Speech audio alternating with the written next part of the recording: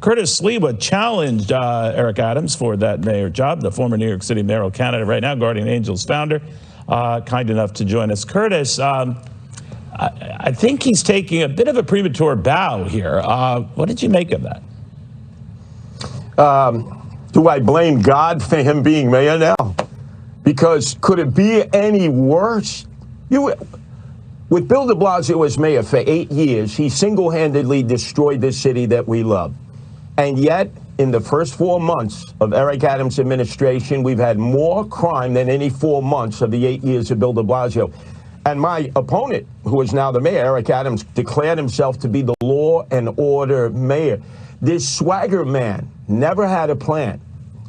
Look, I was with you many times before the actual vote in November, and I said to everybody, the swagger man has no plan, but they say, oh, former police captain, he's going to know what to do, Curtis. Maybe the next time for you. And he never had a plan. And in fact, we just keep getting worse and worse and worse because Eric Adams has not prioritized dealing with crime. And look at the stats today.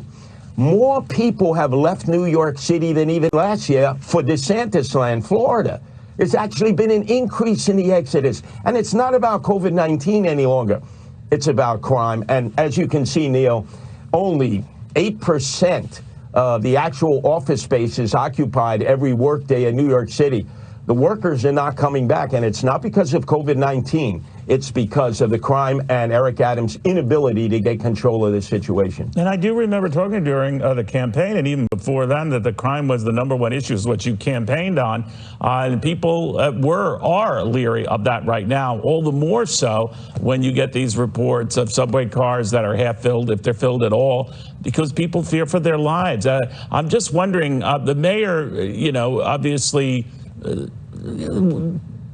gets a little annoyed when people get annoyed at him over this, but he is not following up with this. He's not pushing more police on trains. He's not pushing a stronger police presence. I'm not saying he's unaware of it. He has talked about black on black crime. He has talked about the kind of things that you would hope would be an encouraging change in tone in City Hall. But outside of that, the underlying problem itself is not getting better.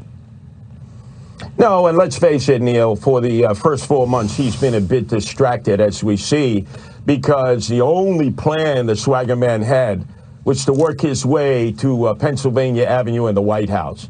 Now everyone realizes, hey, guys, stop thinking about being president. You're not even going to get to first base unless you deal with the #1 issue, crime, which is not only plaguing New York City, but plaguing most urban areas across America. So you sold us a false bit of goods. It's time to dig in and get real. Perfect example. I patrol the subways every day as leader of the Guardian Angels, and have been doing it for 43 years.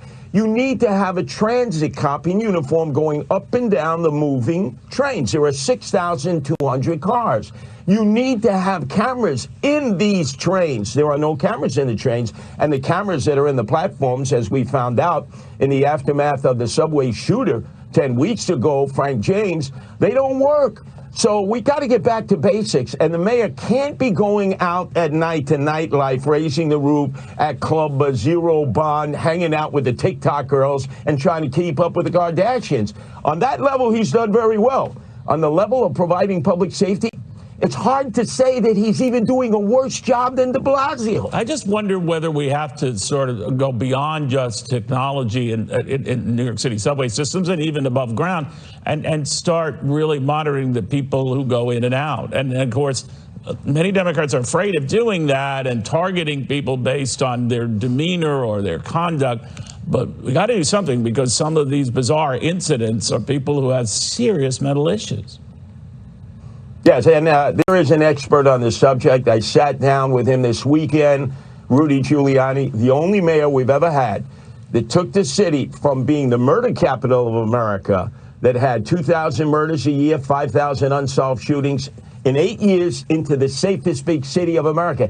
He's got a plan. He's done it before. Eric Adams refuses to meet with him. It would behoove the mayor. You don't have to discuss Trump. You don't have to discuss the outcome of the election. Just keep the focus on crime. And Rudy is more than prepared to share with him the plan that worked before and can work again. But Eric Adams, he's obstinate. He's pretentious. He thinks he knows it all. And quite frankly, when it comes to public safety and protecting the citizens of New York and the tourists that he wants to come back, he's done a miserable job. And the exodus continues. People every day are moving to Florida, Georgia, Tennessee, Texas, Virginia, North Carolina, South Carolina. Nobody's coming back. He has billboards in Florida saying, come back to New York. He's wasting our tax dollars on that. Let's get real. Let's get serious. Stop and frisk must be done. He refuses to do stop and frisk. Most of these crimes are committed by gangbangers and teenage thugs. You do stop and frisk on them, you eliminate half the problem. Curtis, very good talking to you again. Curtis Sliwa, the former New York City mayor, Canada Garden Angels founder, still helping out where we can on trains and everywhere else to keep them safe. But one person cannot do it all. Crime, a big issue in this country.